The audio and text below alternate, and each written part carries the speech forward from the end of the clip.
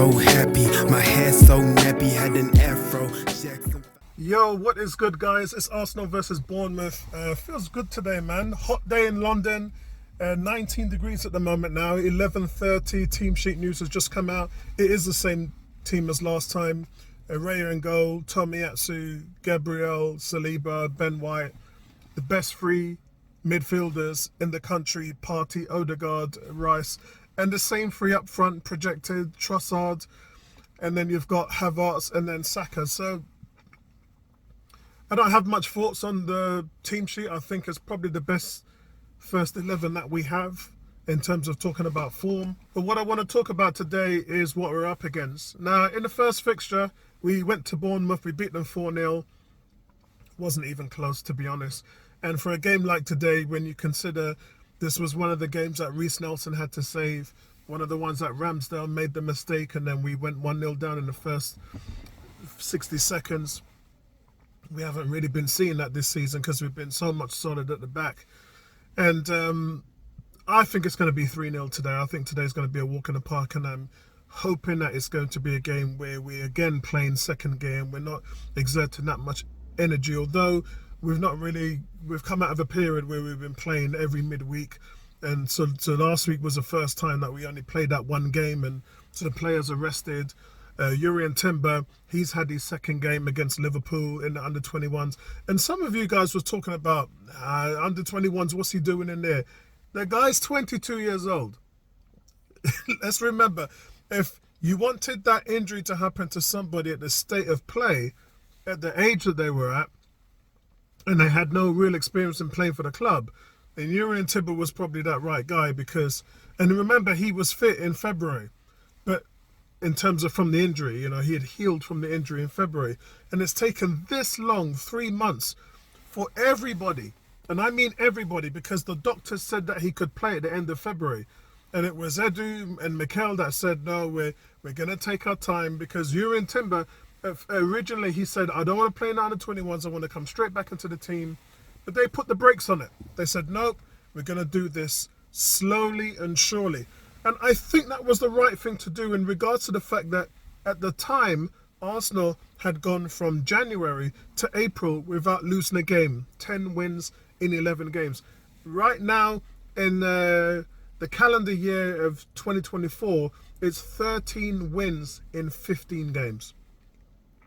So they've been good, and they've not really needed him in that respect. And I think that Arteta and the coaching staff, Edu, they all know that.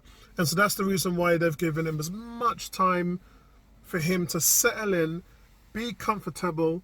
You saw that wonderful goal that he scored in his first game, and didn't do much against Liverpool. I thought they were just really going by the fitness. He's not starting today. Nobody ever thought that he would start. But if you're going to do something like that, Bournemouth is the right team to do it in. Thomas Partey, you saw how they took their time with him, and they've slowly integrated him back into the team. And right now, you can't look at anything else. The last few games that Thomas Partey's playing, he's just owned the midfield. And this isn't a guy who's 100% yet. He's just his footballing brain, his technique, his skill, the ability to transition and hold on to the ball and not lose possession. Those are his strengths, and nobody does it better in the league. And it's great that you can see how he's doing that, slowing it down and taking his time and allowing it to develop to him.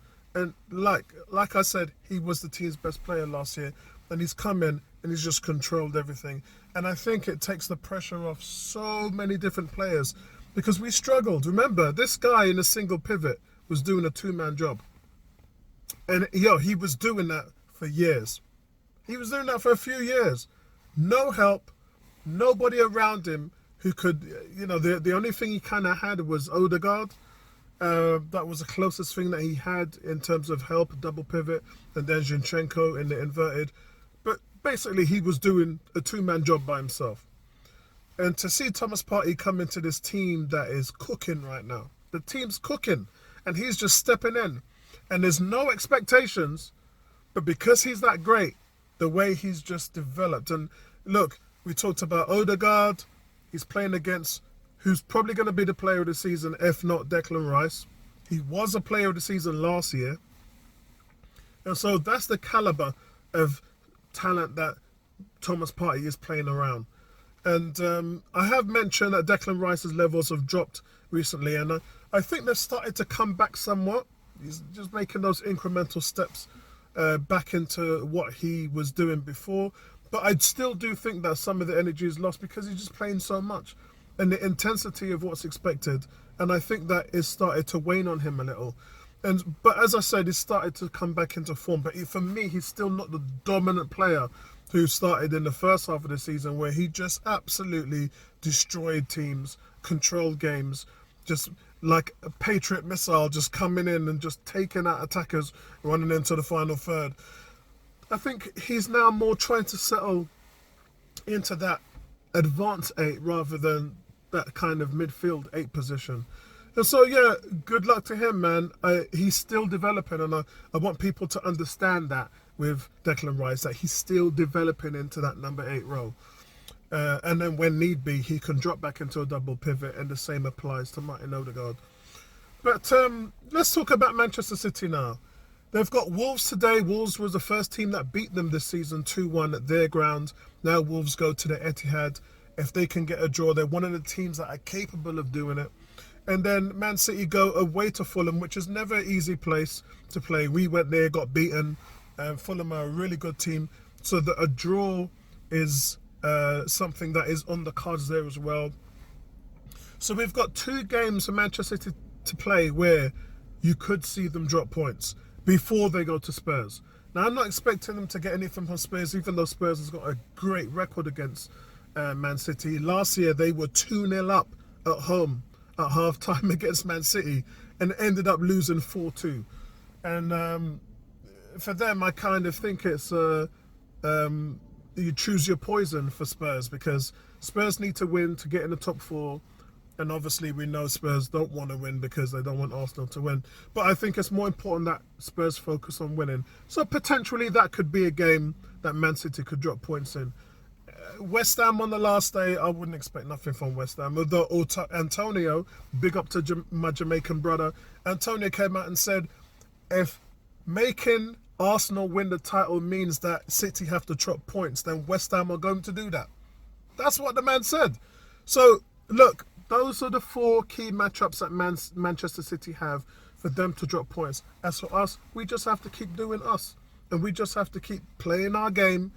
We've got Old Trafford coming up soon, and for me that's going to be... We've never had a good record there. And even though, when you look at the places at Tottenham Stadium, Etihad, Anfield, all of those things we've fixed.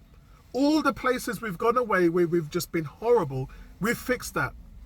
Old Trafford is the only place that we haven't fixed. Even last season, we lost there with a controversial Martinelli disallowed goal because of Odegaard doing a foul before play, and that just disrupted the whole game, and we ended up losing 3-1.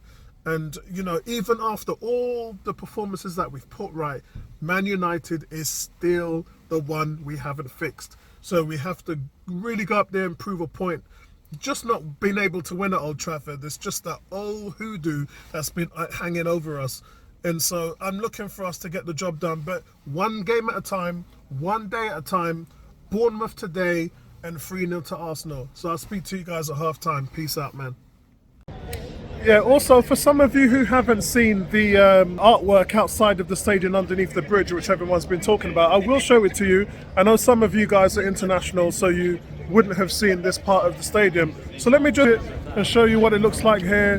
The first picture, this is Mikel Arteta, and it says he knows exactly what we need. Next one, Smith Rowe and Saka, a famous song that Arsenal sing. So that's been the second one there. The third one is William Saliba. You can see really great picture of Saliba with an icon finger that's pointing up. And the next one, David Raya. Some say the biggest hands in the Premier League. And so that's the picture that he's got there, showing them the size of his hands. I remember he did an interview with Thierry Henry and they put their hands together. And David Raya's hands was huge, just enveloping Thierry Henry's hands. And then the last picture here, guys, is the one of Leandro Trossard with his famous goal celebration icon here and that's the ones that we've got to show for you today. So I thought it would be great for some of you guys to actually see what that looks like, and I'll speak to you at half time, guys.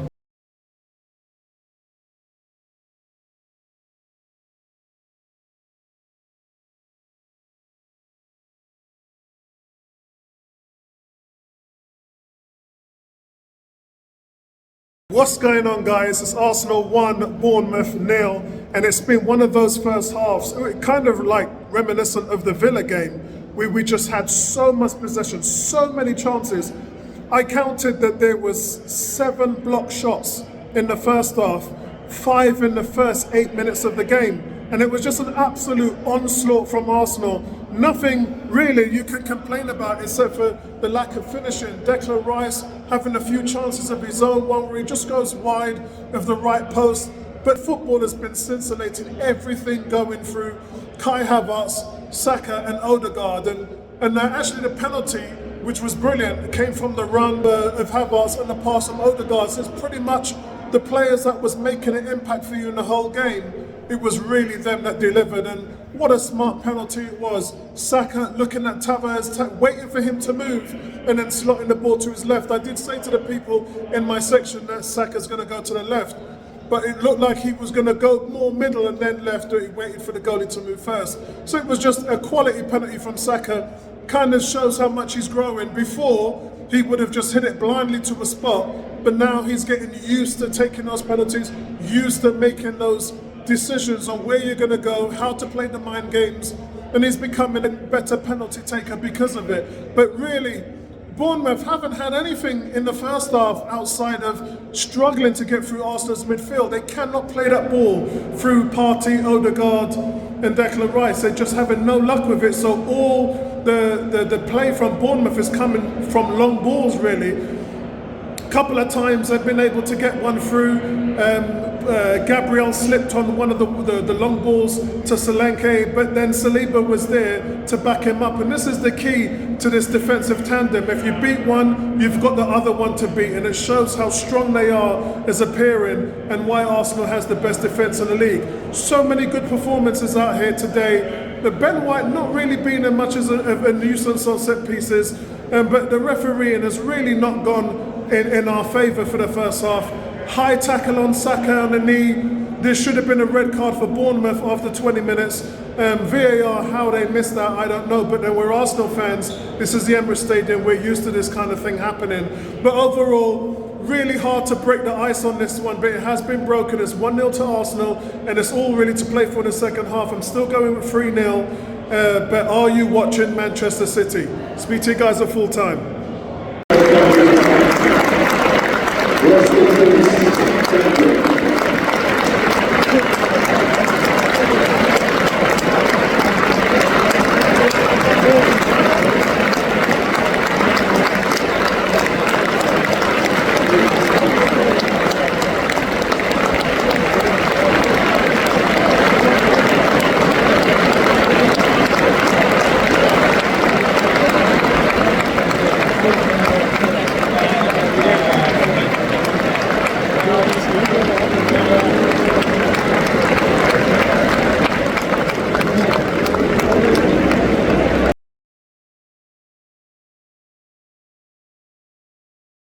Yo guys, it's Arsenal 3, Bournemouth 0, and I think that taps off Arsenal saying to Manchester City, over to you, 4-point gap now.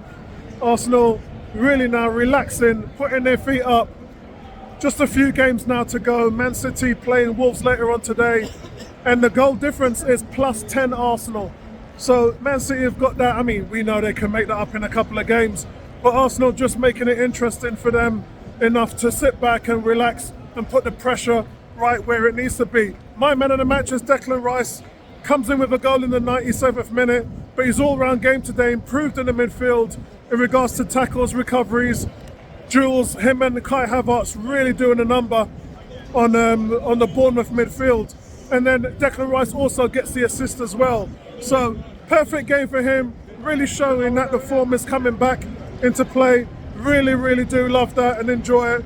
But overall, this is the win that we need. Subs were late today as well, not until the 80th minute. So you got to think to yourself, those are the things that you were worried about and concerned about. However, that being said, we're not playing 2 games a week, so we did see Trossard come off for Martinelli, but that's really about it. In terms of the disallowed goals, there's quite a few of them in the second half. Bournemouth, I felt that Raya was fouled. He was pushed and shoved, barely got a fist to the clearance, and by the book and by any accounts, that's a foul on the goalie, and the goal should be disallowed. But then they looked at something else in regards with Solanke and then disallowed it anyway. But for me, it should have been that the goalkeeper needs protected. He was shoved and pushed really, and that should have been the end of story. No need for anything else. But those are the things that we can look at for another day. Overall though, fantastic day. 3-0 is the result really we should have had in terms of this display against Villa. The difference is that the chances weren't falling. And today could have been anywhere from 5, 6 or 7 goals. It was that dominant from Arsenal. And really, you got to think to yourself, is this team really hitting their stride yet? Next year, there's more to come from this Arsenal team, but a really good result. That's the one we wanted today. Over to you, Man City. We made it this far, so I can't complain. Let's take